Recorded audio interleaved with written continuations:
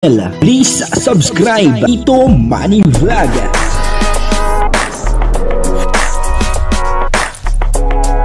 Payagan po si Tito Manny Vlog na mag-reactor. Wala man siyang records ng ng awayan.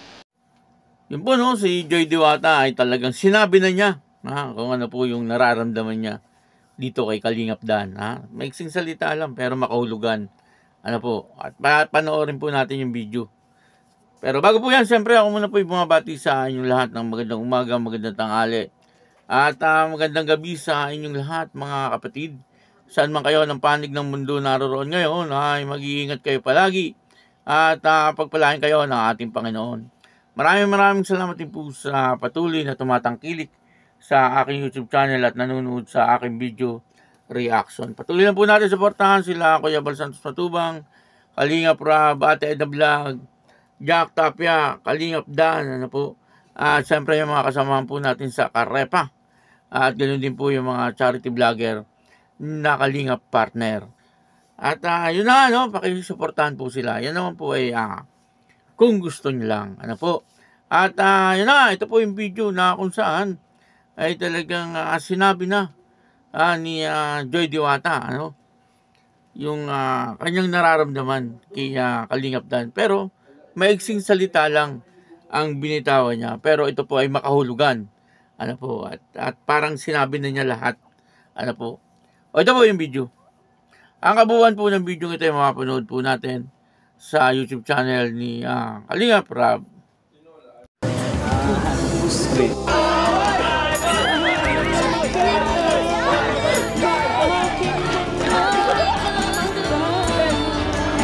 There.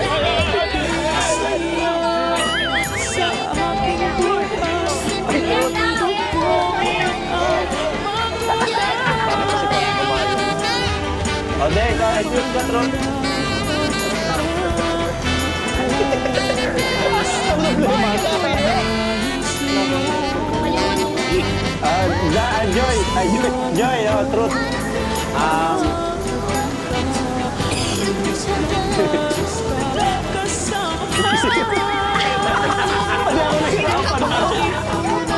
Itong tanong ko sa'yo, mahal mo na siya?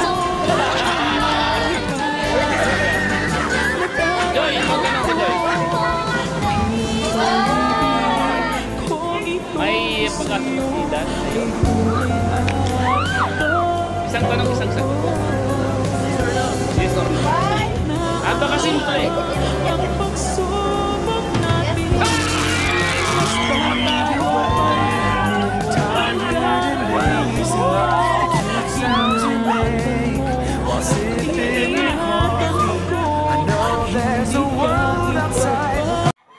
Diba, napanood po natin yung video, dito nga po ay nakakatawa, kasi ang saya po ng samahan nila, yung pong K-Boys at saka yung Kalingap Angels, talaga nga ng mga nagkakasiyahan po sila, Hindi ko po alam kung saang lugar po itong pinuntahan nila, at talagang sila ay nagkakasiyahan, at dito ay kasama nga rin po itong si Kalingap Dan at saka si Joy Diwata. Okay na okay po yun, At least kahit pa paano nakakapag-relax po sila pare-pareho.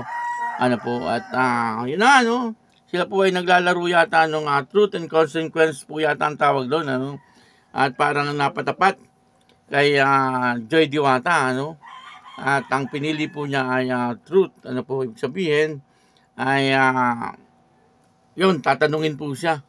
At ang nagtanong po dito ay si Starax. Ang unang tanong ni Starax ay kung mahal. Sabi niya ay mahal mo na ba siya? Ibig sabihin, talaga nga naman itong si Starax. Medyo mahirap, yung tanong niyang yun, At ang ibig niya po sabihin ay kung mahal na po siguro itong si Kalingap Dan ni Joy Diwata. Pero hindi po sumagot doon si Joy Diwata, Kaya iniba po ni Starax ang kanya pong tanong, ang kanya sunod na tanong ay kung may pag-asa daw po itong si Kalingap Dan dito kay Joy Diwata. Medyo matagal-tagal yung bago sumagot itong si Joy Diwata, kumbaga ay nag-isip muna po siyang mabuti kung ano po talaga ang kanyang isasagot. Ano po, at talagang nagsisigawan, ano po, yung kanyang mga kaibigan, ano, kasi siyempre nagkakasiyahan po sila at hinihintay po nila, ano, yung sagot po ni Joy Diwata kung anong isasagot. At maliwanag naman po, ano, na narinig natin na sagot po ni Joy Diwata ay yes. Ayun, oh, grabe yun, ano, medyo nakakakilig, ano po, yung binitawang salita ni Joy Diwata. Bagamat napakaikling salita, ano, yung pong yes, ano, pero marami pong nakalaman doon sa yes na yon. Ano, siyempre, kapag sinabi niya pong yes, malaki ang, kumbaga may pag-asa talaga itong si Kalingap Dan sa kanya. Nandun po, ang ibig sabihin ay talagang meron na po siyang pagtingin dito kay Kalingap Dan. Ano po, kasi siyempre hindi naman po siya sasagot ng yes, ano, kung wala pa po siyang pagtingin dito kay Kalingap Dan, ano? Kaya yung sagot niya pong yun ay talagang doon nalaman natin na anytime, ano, ay pwedeng-pwede po na maging sila, ano. Kumbaga, siyempre, ay siguro naghihintay po sila ng tamang panahon, ano po, para maging sila talaga.